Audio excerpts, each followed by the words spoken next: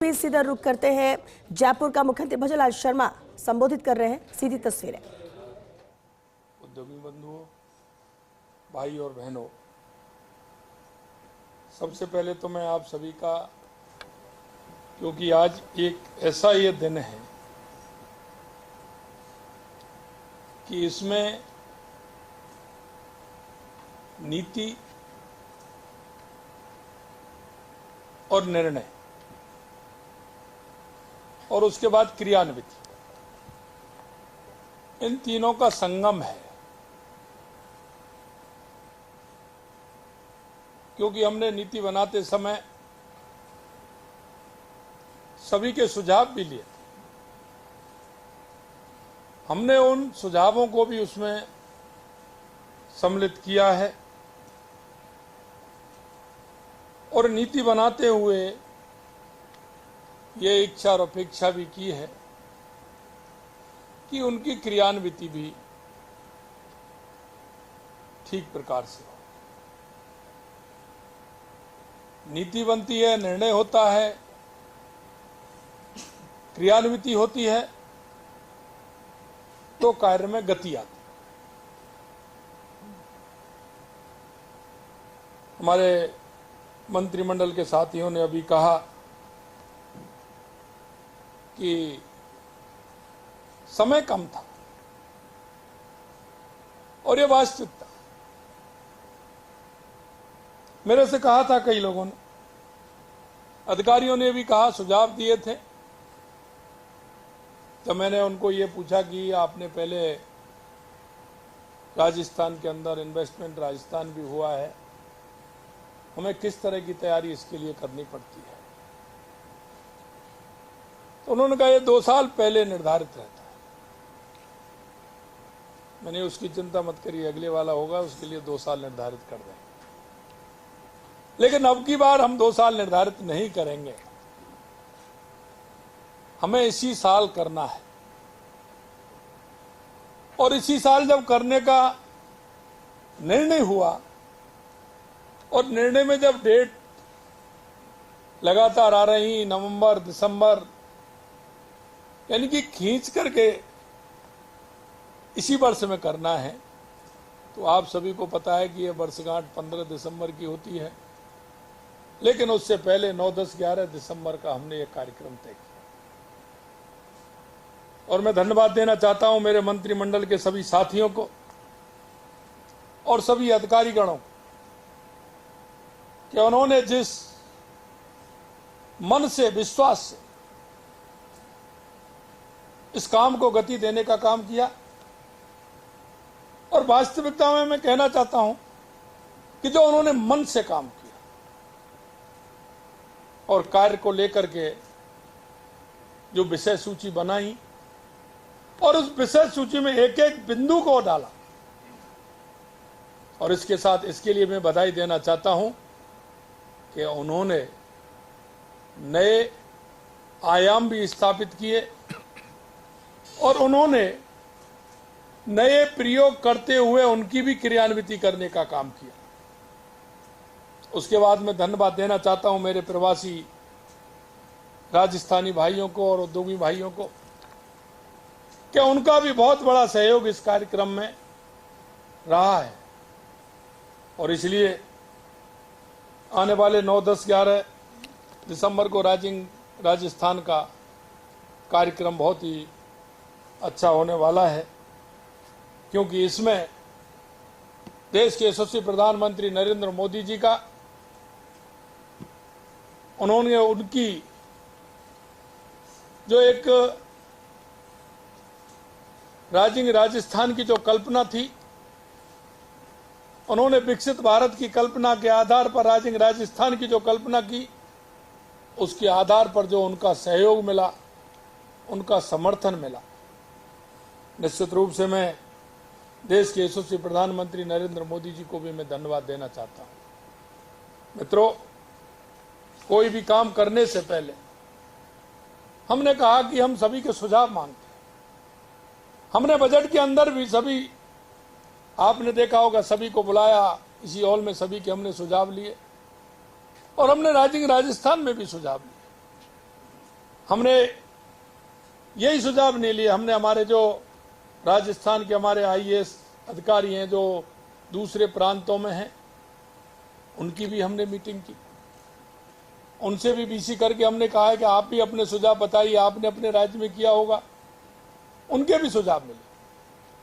हमने हमारे पूर्व के हमारे सीएस एसीएस जो राजस्थान में जिन्होंने लंबे समय तक काम किया, उनके सुझाव भी लिए, हमने उद्यमियों के सुझाव भी लिए। हमारी टीम अधिकारियों की उत्तर प्रदेश, गुजरात, कई जगह हमारी टीम होकर के आई थी, वो भी सुझाव लेकर के आई थी। मैं धन्यवाद देना चाहता हूं उस टीम को कि जहां उनको जैसा कहा वो गए और उन्होंने इसको सफल बनाने के लिए बहुत बड़ी मेहनत की। मैं आपसे इतना कहना चाहता हूं, क्योंकि नीति होती है, नीतियों में उदारता हो, सरलीकरण हो, जिससे कि आने वाला व्यक्ति राजस्थान की नीतियों को और दूसरे राज्यों की नीतियों से तुलना करे तो उसका लगे कि राजस्थान एक अच्छा प्रदेश है। हमने उन सारी बातों को भी ध्यान में रखा है। आज खुशी का मौका है कि हम राइजिंग राजस्थान समिट की से पहले अनेक नीतियों का प्रस्तुत कर रहे हैं। ये नीति राजस्थान को देश का अग्रणी राज्य बनाने की दिशा में महत्वपूर्ण कदम है। ये नीतियां राज्य में निवेश को आकर्षित करने, उद्योग को बढ़ावा देने और रोजगार के अवसर प्रदान करने में अहम भूमिका निभाने वाली हैं। आज राजस्थान एमएसएमई नीति 2024, राजस्थान निर्यात संवर्धन नीति, राजस्थान एक जिला एक उत्पादन नीति 2024, एकीकृत क्लस्टर विकास योजना, राजस्थान एबीजीसी एक्सआर नीति 2024, राजस्थान पर्यटन इकाई नीति 2024, राजस्थान एकीकृत स्वच्छ ऊर्जा नीति 2024, राजस्थान खनिज नीति और राजस्थान एमसैंड नीति 2024 जारी की गई हैं। मैं आपसे इतना कहना चाहता हूं, क्योंकि हमने जनता के बीच में जो बजट में इन नीतियों का वायदा किया था और इसे पूरा हम उस वायदे को भी कर रहे हैं, साथ ही ढेरों अन्य नीतियों पर तेजी से काम भी कर रहे हैं, उन्हें भी जल्दी हम पूरा कर जारी कर देंगे। और ये हमारी नीति दर्शाती है कि सिर्फ हम कहने के लिए नहीं बल्कि हम करने में विश्वास करते हैं। आप देखेंगे, क्योंकि इस देश के अंदर आजादी से पहले हर गांव में उद्योग थे, उद्योग धंधे थे। छोटे छोटे उद्योग धंधों के माध्यम से हमारे गांव की और हमारे जिलों की, हमारे प्रदेश की आवश्यकताओं की पूर्ति होती है। लेकिन उसके बाद में बड़े बड़े उद्योग आ गए। हमारे जो छोटे लघु उद्योग थे, वो लघु उद्योग हमारे धीरे धीरे समाप्त की स्थिति में पहुंच गए। और उनका कारण ये था कि आज जो हम स्किल में पैसा लगा रहे हैं, स्किल के हम बार बार कहते हैं और स्किल का काम कर रहे हैं, क्योंकि वो उनके पास स्किल भी मिलती थी, पीढ़ी दर पीढ़ी उनको स्किल भी मिलती थी और वो अच्छा काम करते थे। आज भी वो काम हो रहा है, लेकिन उसकी मात्रा बहुत कम है। लेकिन हम सूक्ष्म और लघु एवं मध्यम उद्योग राजस्थान के औद्योगिक ढांचे की रीढ़ है। राजस्थान एमएसएमई नीति के माध्यम से इस क्षेत्र को राज्य के जीएसडीपी में करीब 25% का योगदान होता है। निश्चित रूप से ये अपनी बहुत बड़ी भूमिका निभाएगा। नई एमएसएमई नीति से प्रदेश के एमएसएमई को अनुकूल वातावरण मिलेगा, जिससे वे दुनिया के बाजार में कंपटीशन भी कर सकेंगे और उसके माध्यम से राजस्थान को एक अग्रणी राजस्थान बनाएंगे। राजस्थान निर्यात संवर्धन नीति प्रदेश के उद्यमियों को दुनिया भर के बाजारों तक पहुंच बनाने में मदद करने के लिए राजस्थान निर्यात संवर्धन नीति 2024 लाई गई है। इस नीति के माध्यम से हम निर्यातकों को दस्तावेजीकरण, अंतर्राष्ट्रीय आयोजनों में भागीदारी, सर्टिफिकेशन, तकनीकी अपग्रेडेशन, ई कॉमर्स प्लेटफार्म और लॉजिस्टिक लागत पर विविध प्रकार की सहायता प्रदान भी करेंगे। राजस्थान एक जिला एक उत्पादन नीति, ये बहुत महत्वपूर्ण है। हमारे जिले की पहचान हो, हमारा जिला किस तरह का है, इसमें क्या उत्पादन होता है, उसको बढ़ावा देने के लिए भी हम काम करेंगे। जिलों के विशिष्ट उत्पादों में शिल्प को बढ़ावा देने के लिए ODOP नीति लाई गई है, जिसमें कारीगरों, शिल्पकारों, कृषकों और उत्पाद निर्माताओं की आय में जिससे वृद्धि होगी। इस नीति की मदद से ODOP उत्पादकों के लिए एकीकृत बुनियादी ढांचे का विकास किया जाएगा और विभिन्न प्रकार की वित्तीय सहायता प्रदान की जाएगी। इसी तरह एकीकृत क्लस्टर विकास योजना राज्य में हस्तशिल्प, हथकरघा और MSME क्षेत्र की उत्पादक गुणवत्ता एवं कार्य क्षमता को बढ़ाकर उन्हें वैश्विक बाजार के अनुरूप विकसित करने के लिए एकीकृत क्लस्टर विकास योजना तैयार की गई है। इस नीति की क्रियान्विति से नए औद्योगिक क्लस्टर विकसित हो सकेंगे। ये पुराने क्लस्टरों को विकसित भी किया जाएगा, ये भी हम इसमें कर रहे हैं। राजस्थान ABGC XR नीति animation, visual effect, gaming, comics और रियलिटी के क्षेत्र में एक्सीटेंट रियलिटी के क्षेत्र में भी राजस्थान को अग्रणी बनाने के उद्देश्य से नई ABGC XR नीति 2024 लाई जा रही है। ये नीति प्रदेश की स्थानीय प्रतिभाओं को प्रोत्साहित करेगी।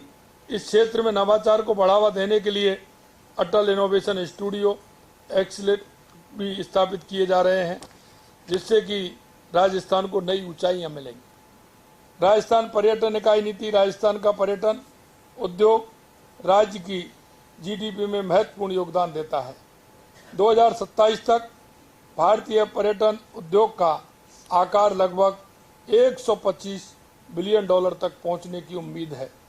इसी लक्ष्य को सामने रखकर हम राजस्थान के लिए नई पर्यटन इकाई नीति लेकर आए हैं। राजस्थान एकीकृत स्वच्छ ऊर्जा नीति 2024। आज राजस्थान सभी तरह की अक्षय ऊर्जा के उत्पादन में अग्रणी राज्य बन चुका है। हम गर्व से कह सकते हैं कि दुनिया का सबसे बड़ा सोलर पार्क बडला हमारे यहाँ है। हमारे राज्य में सौर ऊर्जा, पवन ऊर्जा की असीमित संभावनाएं हैं। हमने ऊर्जा क्षेत्र में आते ही आपने देखा होगा 2,24,000 करोड़ रुपए के MOU किए थे और उनके जॉइंट वेंचर बनाने के लिए काम भी करना शुरू कर दिया है। हमने राइजिंग राजस्थान प्री समिट में ऊर्जा के क्षेत्र में 6.5 लाख करोड़ रुपए से अधिक के निवेश समझौते किए हैं, क्योंकि हमने राजस्थान की जनता से कहा है, किसानों से कहा है कि 2027 तक हम आपको दिन में बिजली देने का काम करेंगे। हमने ये भी कहा है कि 2027 तक हम बिजली के क्षेत्र में आत्मनिर्भर बन जाएंगे और उस आत्मनिर्भर बनने के लिए ये कदम भी आवश्यक है। इस क्षेत्र को और अधिक मजबूत बनाने और निवेश के लिए सकारात्मक वातावरण बनाने के लिए निर्माण के लिए हम एकीकृत स्वच्छ ऊर्जा नीति 2024 लाए हैं। इस नीति के माध्यम से प्रदेश में अक्षय ऊर्जा, बायोमास एवं waste to energy, green hydrogen ऊर्जा भंडारण परियोजना को बढ़ावा मिलेगा। आपने देखा होगा राजस्थान में खनिज नीति, क्योंकि राजस्थान में खनिज के क्षेत्र में भी बहुत बड़ा काम है और बहुत संभावना है। राजस्थान देश के प्रमुख खनिज उत्पादक राज्यों में से एक है। यहाँ 82 तरह के खनिजों के भंडार हैं, जिनमें से 58 का व्यवसायिक स्तर पर खनन हो रहा है।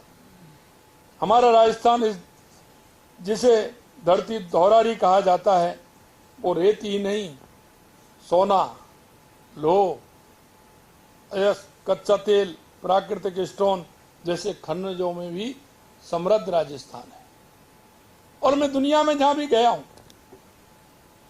देश के भी अन्य प्रांतों में भी गया हूं, मैंने कहा है कि राजस्थान में अपार संभावना है और हर क्षेत्र में अपार संभावना है। और इसीलिए मैं कहता हूं कि राजस्थान क्षेत्रफल की दृष्टि से देश का सबसे बड़ा राज्य है, लेकिन मैं आपको ये विश्वास दिलाना चाहता हूं कि जिस तरह से हमारे मंत्रिमंडल के साथी, हमारे सभी अधिकारी जिस तरह से मेहनत कर रहे हैं और हमारे उद्यमी और हमारे प्रवासी राजस्थानी है उनका जो हमें सहयोग मिल रहा है, हमारे उद्योगपतियों का जो सहयोग मिल रहा है, मैं कह सकता हूं कि आने वाले समय में क्षेत्रफल की दृष्टि से ही राजस्थान बड़ा नहीं होगा, आने वाले समय में देश के अंदर पहले नंबर का राज्य राजस्थान होगा। यह मैं आपको विश्वास दिलाता हूं। आपने देखा होगा, कहते हैं राजस्थान में वर्षा नहीं होती, लेकिन कृषि के उत्पादन क्षेत्र में भी राजस्थान आगे है। देश के यशस्वी प्रधानमंत्री नरेंद्र मोदी जी के नेतृत्व में अगर मिनट्स का कहीं उत्पादन है तो सबसे ज्यादा राजस्थान के अंदर है। प्रदेश में कृषि के बाद खनन क्षेत्र के रोजगार के सबसे अधिक अवसर उपलब्ध करवाता है। इससे लगभग 35 लाख लोगों को प्रत्यक्ष और अप्रत्यक्ष रूप से रोजगार भी उपलब्ध होता है। और हमारी नई खनिज नीति के माध्यम से प्रदेश की जीडीपी में खनिज क्षेत्र की वर्तमान 3.4% हिस्सेदारी को वर्ष 2029-30 तक बढ़ाकर हम 5% और 2046-47 तक इसको 8% करने का काम हम करेंगे। राजस्थान एमसेंड नीति 2024 नई एमसेंड नीति निर्माण क्षेत्र में एमसेंड के उपयोग को प्रोत्साहित करेगी, जिससे प्राकृतिक रेत के उपयोग को कम किया जा सके और पर्यावरण संरक्षण में योगदान दिया जा सके। इस नीति के माध्यम से प्रदेश में एमसेंड निकायों की स्थापना को प्रोत्साहन दिया जाएगा और बजरी के सस्ते विकल्प के रूप में एमसेंड के उपयोग को बढ़ावा मिलेगा। मैं आपसे कहना चाहता हूं, जो हमारी ये 9 नीतियां हैं, ये नीतियां इस राजस्थान के ग्रोथ में और इस डबल इंजन की जो सरकार है केंद्र और राज्य की, उसके इस डबल इंजन के ग्रोथ में बहुत बड़ा योगदान इन नीतियों का रहेगा। जैसा मैंने पहले कहा कि नीतियां सरल हों, सुलभ हों, क्योंकि जो सुझाव आए थे और हमने उन सुझावों को देखा, कई सुझाव आए थे जो हेतु थे उनमें, क्योंकि कई लोग सुझाव देते हैं, उनको वो परेशानी आती है, उसको वो सुझाव के रूप में मानते हैं।